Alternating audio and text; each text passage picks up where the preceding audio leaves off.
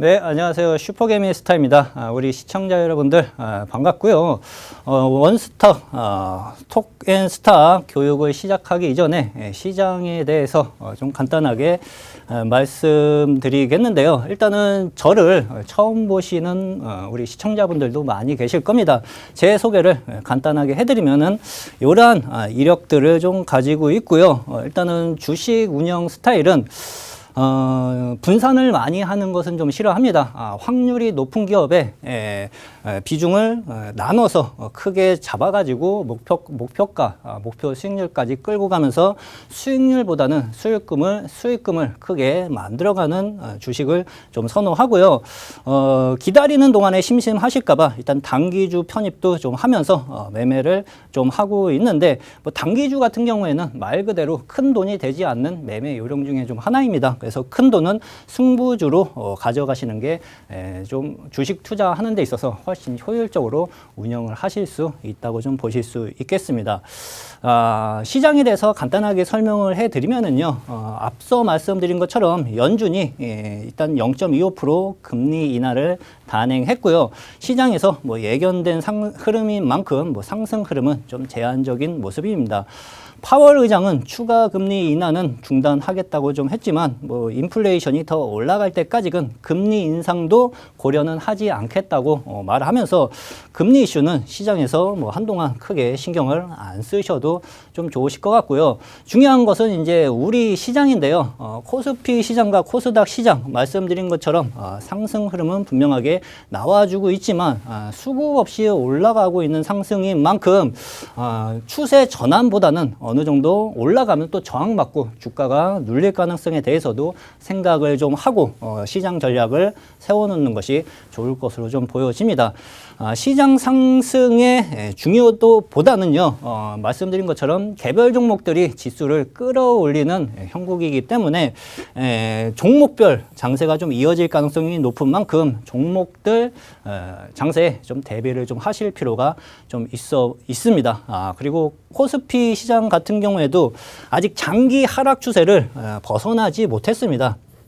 고점과 저점이 계속 낮아지고 있는 상황에서 추세 전환이 지금 나올까 말까 고민을 좀 하고 있는데, 지금 이거 상승을 이끈 게 말씀드린 것처럼 이제 삼성전자와 SK 하이닉스가 끌어올린 상황인데, 그 두 종목이 다시 한번 신고가를 뚫고 올라갈 수 있느냐 없느냐에 따라서 코스피 시장은 크게 상승을 해주느냐 아니면 다시 저항받고 박스권 흐름에서 머물 수 있느냐가 갈라질 것으로 그렇게 예상을 좀 하고 있습니다.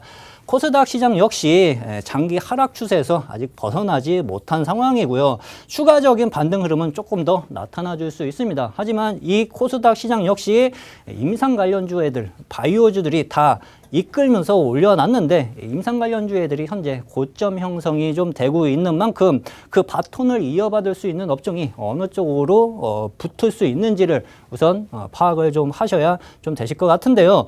일단은 이쪽 애들의 돈이 어느 쪽으로 흘러가는지에 따라서 코스닥 시장도 돌파 흐름이 나오느냐 아니면 박스권 흐름으로 연출이 좀 되느냐가 좀 결정이 되실 걸로 그렇게 좀 보고 있습니다. 자, 톡앤스타 교육 내용에 대해서는 우리 어머님들, 주부분들하고 직장인분들 일하느라 바쁘시죠. 주식시장 HTS를 볼 시간이 없습니다. 그래서 주부님들과 직장인들이 쉽고 편안하게 주식 투자를 할 수 있는 요령에 대해서 한번 좀 말씀을 좀 드려보도록 좀 하겠습니다.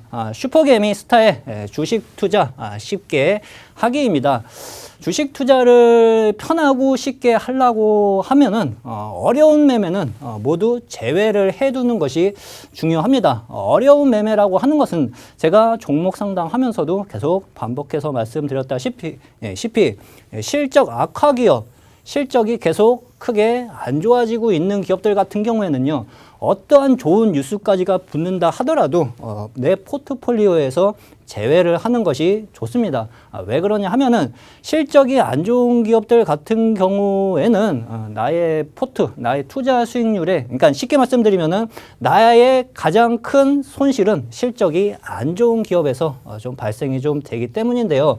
또 그다음에 또 역배열 종목들을 제외를 하는 것이 좀 좋은데요.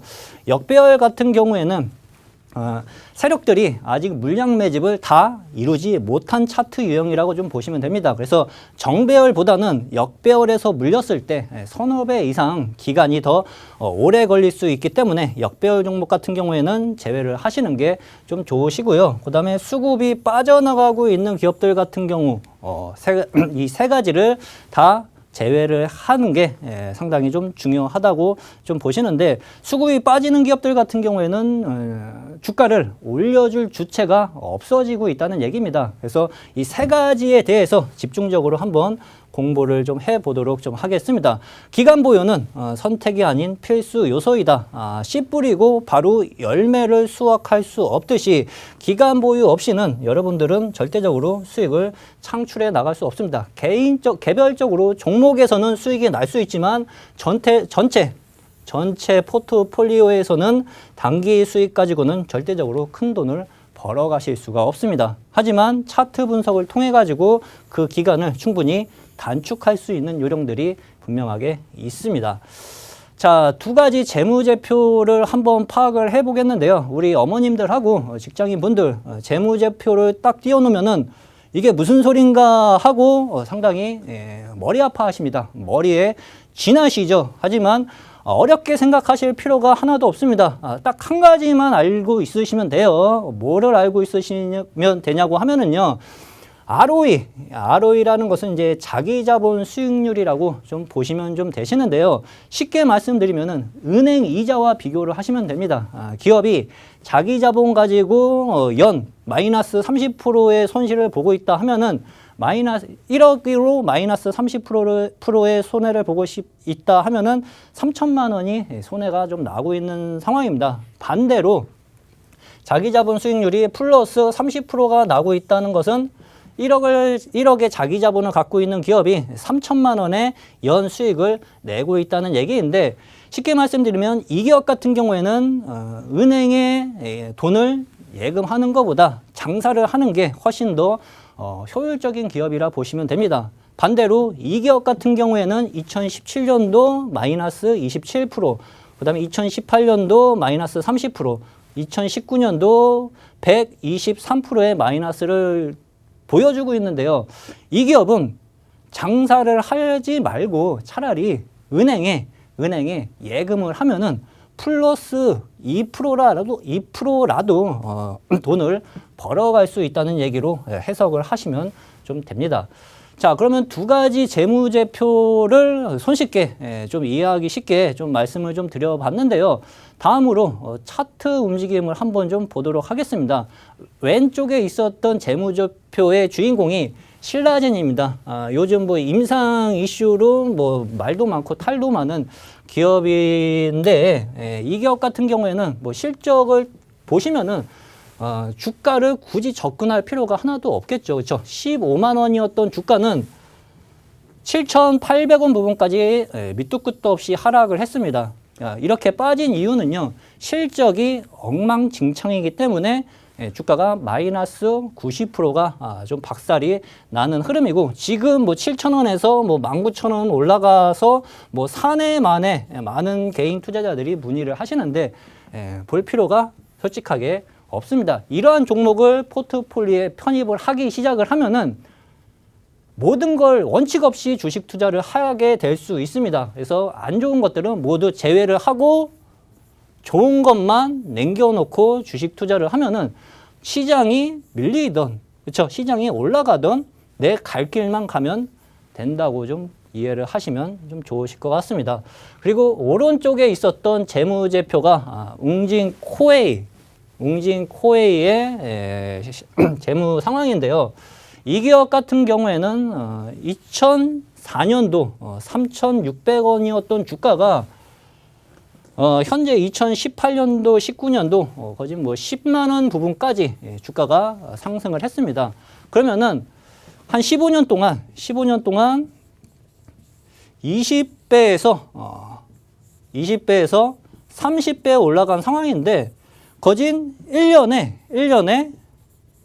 100%씩 상승을 해준 기업입니다. 왜 1년에 100%씩 상승을 할 수 있었던 이유는 아까 말씀드린 것처럼 실적이 장기간 꾸준하게 크게 나와줬기 때문에 주가는 이러한 현상들이 발생이 좀 되는 모습인데요. 중요한 것은 여러분들이 실적을 보실 때 이 기업이 적자가 크게 나고 있는 기업인가 아니면 흑자가 크게 나고 있는 기업인가를 명확하게 체크를 한번 하시고 주식 투자에 임하는 게 상당히 좀 중요하다고 좀 보실 수 있고요. 그 다음에 두 번째로는 역배열 종목은 정배열 종목에 비해서 아직 세력들의 물량 확보가 덜 되어 있는 차트 유형이다 라고 말씀을 좀 드렸는데요. 말씀드린 것처럼 모든 차트는 세력이 만든다고 보시면 됩니다. 예, 모든 차트는 세력이 만든다고 보시면 되는데 이 세력들이 물량을 아직 다 확보를 못했어. 물량을 확보를 못했는데 주가를 올려줄 필요가 없겠죠. 그렇죠? 내가 돈을 벌 수 있는 물량이 적은데 주가를 크게 올릴 필요가 없어요. 근데 정배열 같은 경우에는 세력들이 물량을 충분하게 어느 기간을 거쳐가지고 물량 매집을 끝내놓은 상황입니다. 그래가지고 어느 순간 돌파하기 시작을 하면은 주가가 훨씬 더 빠르게 크게 상승을 할 수 있고요. 정배열은 말씀드린 것처럼 역배열에서 물렸을 때보다 서너 배 이상 더 빨리 주가가 더 재상승 흐름이 나타나 줄 수 있습니다. 왜? 세력들이 이미 충분히 물량 확보를 해놨기 때문에 적은 물량만 가지고도 충분히 상승을 이끌어갈 수 있다고 보시면 됩니다. 자, 그러면은 예를 들어서 한번 좀 보시면은요. 디자인 같은 경우에는 이 파란색 이평선이 122평선이고 초록색 이평선이 62평선이에요. 장기 이평선이 위쪽에 깔리면 깔릴수록 역배열이라고 좀 보시면 되는데 이 국면 어디에서든 매수를 할 필요가 없습니다. 왜? 말씀드린 것처럼 5% 먹겠다고 접근했다가 물리면은 3개월, 4개월, 5개월, 6개월 기다릴 수 있는 자리예요. 대신 이제 62평선을 어느 순간 돌리기 시작을 해. 그렇죠?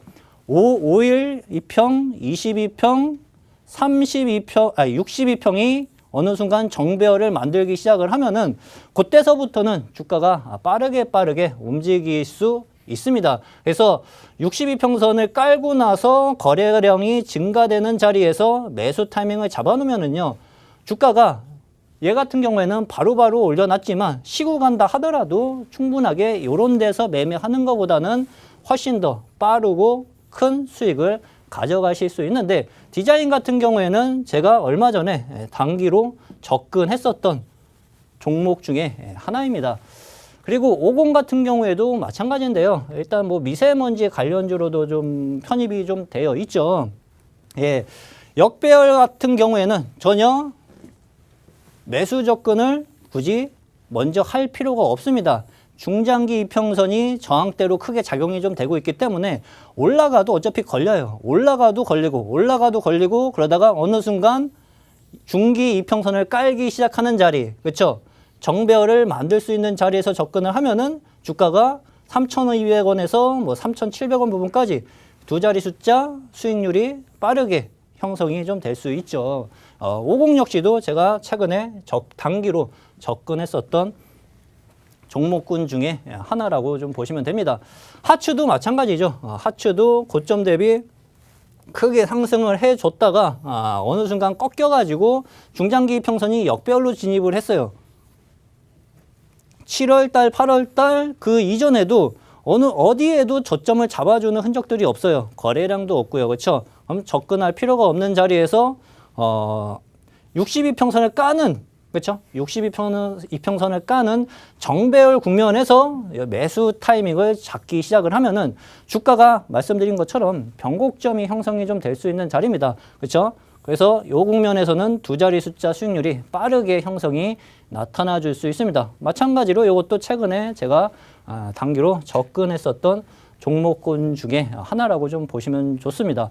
그리고 수급이 빠져나가는 기업들을 포트에서 제외를 하라고 하는데 이게 무슨 말인가 하시는 우리 어머님들과 직장인분들도 좀 계실 겁니다. 말 그대로 돈을 가지고 주가를 끌어올릴 수 있는 주체, 외국인이 될 수가 있고요. 기관도 될 수 있고 아니면 큰 손이 될 수도 있습니다. 모든 종목은 주인이 있는데 그 주인이 빠져나가느냐 아니면 차트 안에 그대로 남아있느냐를 파악을 하시면은 주가 흔들림에 크게 연연하지 않고 쉽게 주식 투자를 좀 하실 수 있습니다.